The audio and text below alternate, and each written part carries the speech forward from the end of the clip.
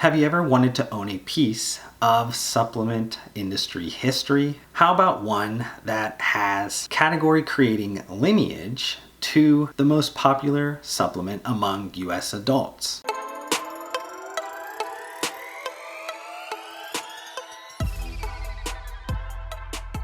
If that introduction sounded intriguing to you, then the newest supplement brand portfolio that filed its IPO paperwork with the SEC is right up your alley. So who exactly is this historical supplement brand portfolio?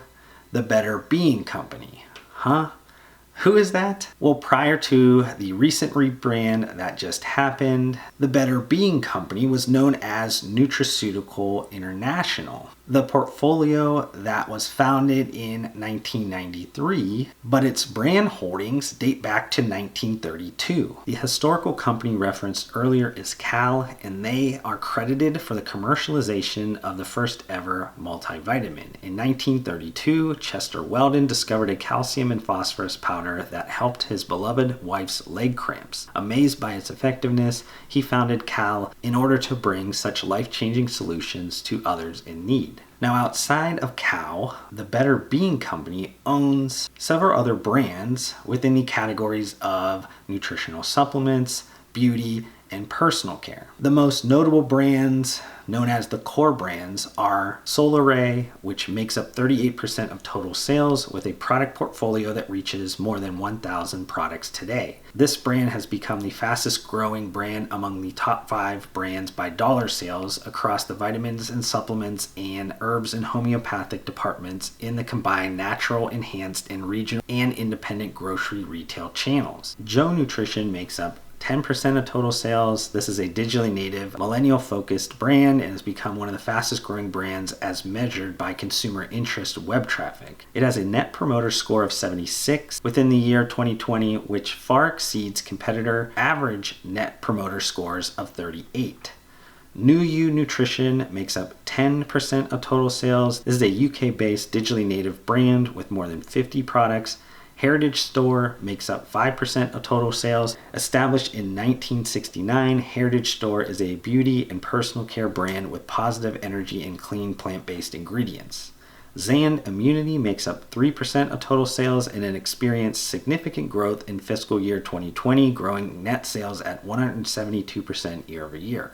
And then Life Flo makes up 3% of total sales, and this is a women-led and operated brand that offers 150 plus products specific to the health and wellness needs of women over the age of 40. Now, just looking at some financial metrics, starting at the revenue side, for the fiscal year 2020, the company had net sales of $319 million. If we look at the first half of fiscal year 2021, they reported net sales of $178.5 million, and this was up 16% year over year. Now, if we look at the sales by just category of brands, be it core versus non-core brands in the first half of fiscal 2021, they made up 80% of the total sales, and then the rest of their brand collection made up 20% of sales. If we look at net sales by channel for fiscal year 2020, the natural and specialty retail channel made up 38% of sales, but in the first 6 months of 2021, that was down 1.4% year over year. Online domestic sales made up 26% of the total, with Amazon growing 43% year over year. Online international makes up 18% of total sales. International retail makes up 11% of sales. Food drug mass makes up 4%, which is a huge opportunity for them as food drug mass accounts for about 26% of the supplement market sales in 2020. And then a number of other channels make up 3% of sales. It's important to note that there is no key customer risk with the Better Being Company, as the top 5 customers comprise approximately 30% of net sales, with the top customer only accounting for approximately 8% of sales. If we look at net sales by geography for fiscal year 2020, domestic made up 71% and international made up 29%. And they currently sell into 65 countries. If we look at the cost side considerations, they do have hefty gross margins, which you would expect for a functional CPG brand portfolio that has a heavy amount of traditional supplement formats. Their gross margins were 50.4%. Now, most supplement brand portfolios are usually an asset-light business model, but the Better Being Company is vertically integrated with self-manufacturing and operating domestic distribution that handles all of that volume. The Better Being Company manufactures 85% of all of its products through its well-funded, state-of-the-art manufacturing facility. The other 15% is done across a flexible, broad set of geographically diverse contract manufacturers. This operational setup does help them control the supply chain better, which can definitely be helpful during some challenging periods like the industry is dealing with presently. But more importantly, it helps them to be able to deliver constant product innovations by leveraging their world-class research and development capabilities inside their state-of-the-art laboratory. In the last 3 years, they were able to launch 400 new products, and they consistently keep about 150 new products within their innovation pipeline. So you might have noticed that there has been increased activity in the public markets with functional CPG portfolios, especially ones that have dietary supplement brands within their holdings. I think firstly, this has nothing to do with just dietary supplements, but the overall IPO and alternate methods to accessing the public markets are extremely hot right now. And then more specifically towards the functional CPG categorical businesses, you're also seeing them benefit from durable secular tailwinds, such as consumers becoming more informed with an increased focus on wellness. You're seeing a shift towards preventative health as more than 75% of US adults take some form of dietary supplements. You also have an aging population and an increase of awareness and interest in the millennial and Gen Z populations. And then finally, just an acceleration of health and wellness trends due to the COVID-19 effect. It is important to note that this isn't actually the first time that the Better Being Company has been available on the public markets. It originally IPO'd in 1998 and was available on the public markets until May 2017, when it was taken private, when it was acquired by a private equity firm for $446 million. As a soon-to-be publicly traded company again, the Better Being Company will be focused on several key strategic initiatives. The first is around amplifying brand awareness to enhance customer engagement and reach new customers. We currently live in an attention economy, and any company, regardless of its rich history within an industry, will constantly have to scratch and claw its way to every bit of consumer attention. The second strategic initiative is around increasing penetration within important sales channels. You look at just the offline retail channel, they are going to continue to leverage their strong presence and brand leadership within the natural and specialty channels to be able to secure more food, drug, mass retail points of distribution.